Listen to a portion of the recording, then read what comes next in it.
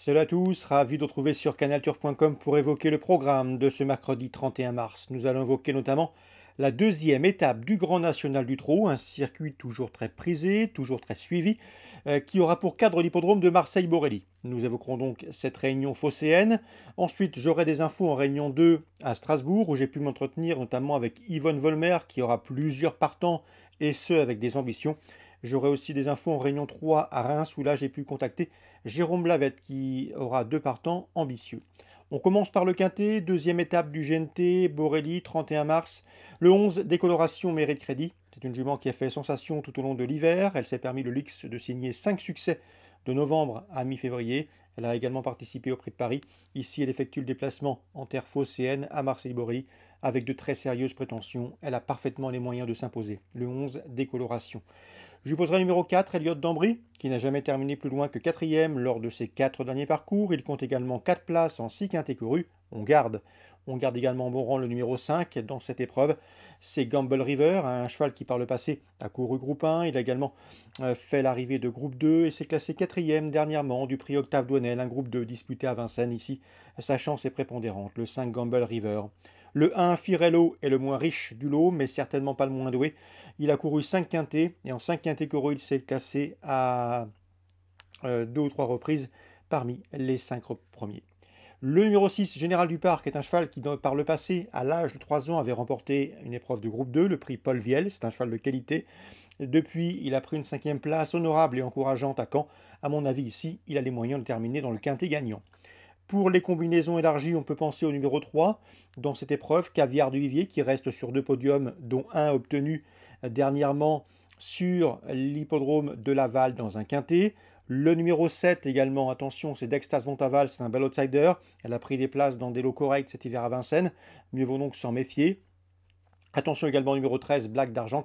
Un cheval qui a 10 ans, mais il est toujours un gambe. On atteste sa récente 3e place à Cagnes. Ici, dans ce lot, ce bon finisseur peut venir corser les rapports. 11, 4, 5, As, 6, 3, 7 et 13. Mon pronostic pour cette deuxième étape du GNT à Borelli.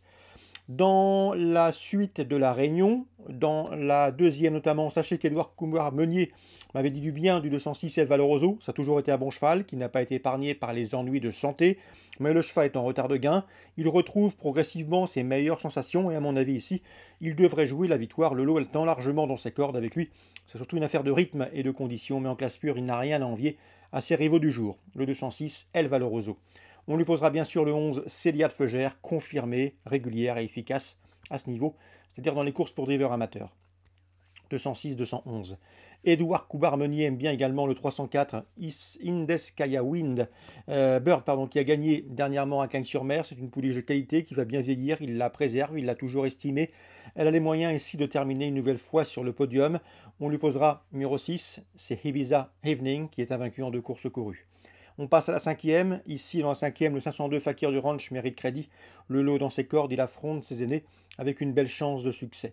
On peut lui opposer dans ce lot le numéro 3, à savoir Dragon Rouge, le 1, Crystal JM ou encore le 5, Jambé d'Orgère.